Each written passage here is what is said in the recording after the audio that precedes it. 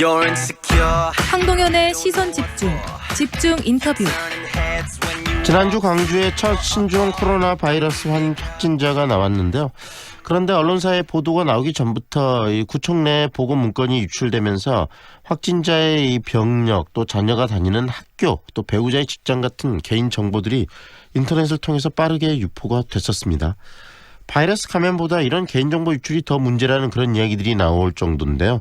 시민들의 불안감 해소와 또 추가 감염 예방을 위해서 개인의 정보 공유가 어느 정도까지 허용돼야 되는 게 맞는 것인지, 그리고 어느 선까지 이렇게 논의가 되는 게 공공의 이익이라고 봐야 하는지 오늘 정리하는 시간 준비했습니다.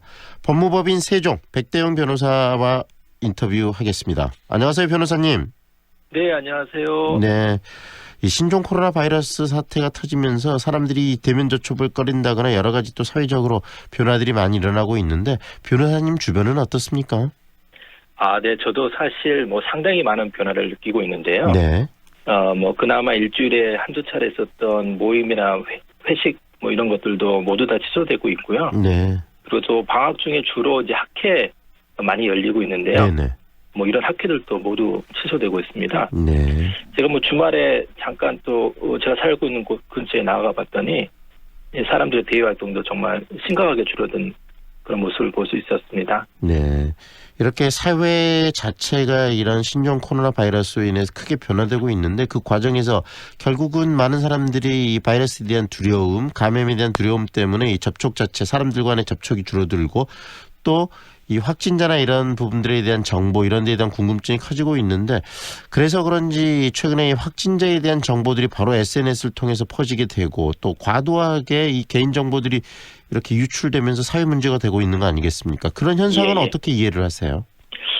글쎄요, 우리나라의 경우에는 세계적으로도 굉장히 우수한 IT 인프라를 가지고 네. 있고 또 고급 스마트폰이 좀 대중적으로 보급되어 있는 현상, 그리고 또 초고속 인터넷망, 아주 우수한 초고속 인터넷망들이 좀 깔려 있고요. 거기에다가 우리 국민들의 지적인 능력이나 수준도 상당히 높은 상황입니다. 네. 그리고 또 SNS상에서의 각종 소셜 네트워킹도 굉장히 활발하고 이런 것들이 전반적으로 좀 종합되어서 정보를 좀 서치하고 또 공유하는 환경이 나름대로 고도화되어 있다라고 볼 수 있는데요. 네. 그렇다 보니까 이런 문제가 발생하게 되면 소위 말하는 신상털기가 조금 극단적으로 이루어지는 현상이 있지 않나 이렇게 보고 있습니다.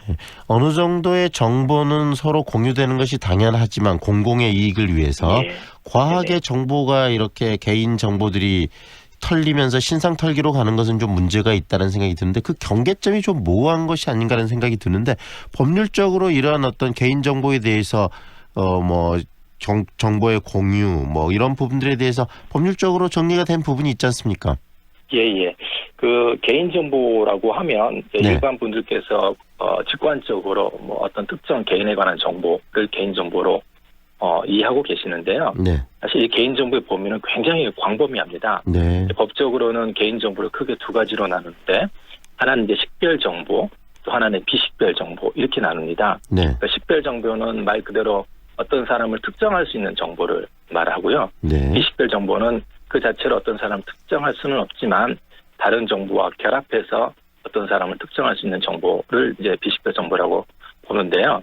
문제는 이 비식별정보의 범위가 너무 광범위하다 보니까 네. 그에 따라서 개인정보의 범위도 굉장히 광범위해진다는 데 문제가 있습니다. 가령 주민등록번호라든지 여권번호, 운전면허번호 같은 경우에는 한 사람이 특정이 딱 되는데 극단적으로 대머리라든지 노인, 여자 이런 게 무슨 개인정보야라고 생각하실지 모르겠지만 네. 그런 정보들이 어떤 정보 예를 들어서 몇 학년 몇 반 이라고 하는 어떤 정보 그 반에서 대머리가 한 명밖에 없다라고 한다면 그 몇 학년 몇 반이라는 정보와 대머리가 결합해서 누군가가 특정될 수 있기 때문에 네.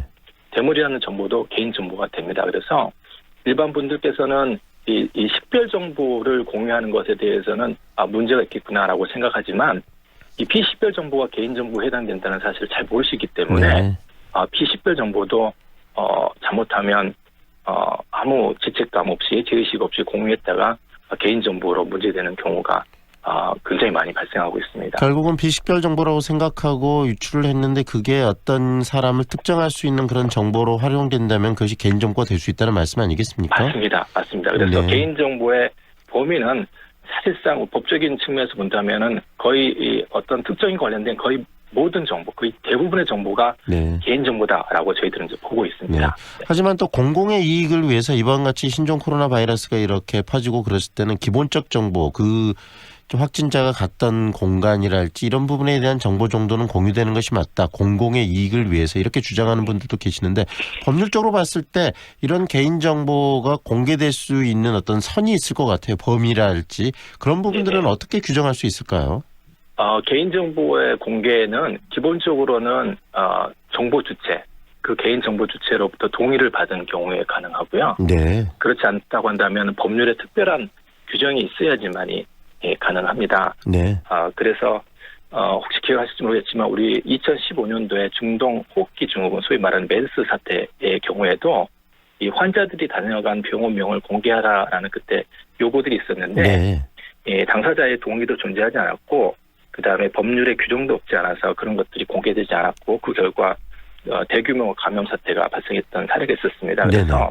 그 이후에 이러한 점을 좀 극복하고자 이제 법을 좀 개정해가지고요. 네. 감염병의 예방 및 관리에 관한 법률에 이런 대규모 감염병이 발생했을 때 환자의 이동 경로라든지 이동 수단, 그다음에 접촉자 현황 이런 것들을 공개할 수 있는 근거 규정이 법에 마련이 됐습니다. 그래서 이번 신종 코로나 사태 때는 이 법에 기초해서 최초로 이 확진 환자들의 이동 경로들이 지금 공개되고 있는 상황입니다. 네.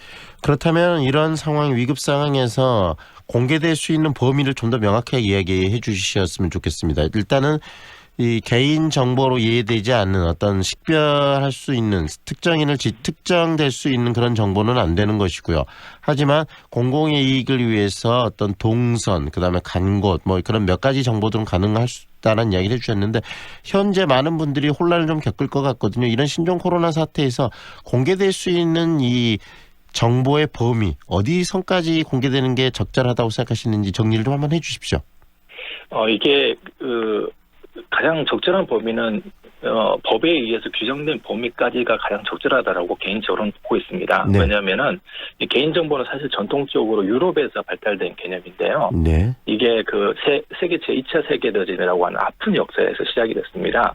무슨 말씀이냐면은 세계 제2차 세계대전 때 유대인이라고 하는 정보는 그 특정인의 죽음과 연결되는 정보였습니다. 네. 그래서 유럽에서는 이 개인정보를 사람의 생명과 직결되는 정보라고 해서 굉장히 중요한 정보로 받아들이는 전통이 있습니다. 역사가 있고 그건 이제 가슴 아픈 역사죠. 네. 그러다 보니까 그 유럽식의 어떤 규제 방침이 우리나라에도 들어왔기 때문에 우리나라에서 규제함에 있어서도 이 개인정보에 대한 가치나 중요성에 대해서 굉장히 높은 가중치를 좀 두고 있는데요. 네. 그러다 보니까 어떤 수준의 개인정보까지를 공개할 수 있느냐라고 하는 부분은 사실은 사회적 합의에서 결정되기보다는 법에 그러한 내용들이 어떤 식으로 규정되어 있는지에 따라서 결정될 수밖에 없는 법 체계를 가지고 있습니다. 네. 지금 현행법상 감염병의 예방 및 관리에 관한 법률에는 환자 이동 경로, 이동 수단, 그다음에 진료 의료기관 및 접촉자 현황 등에 대해서는 공개할 수 있다 이렇게 되어 있기 때문에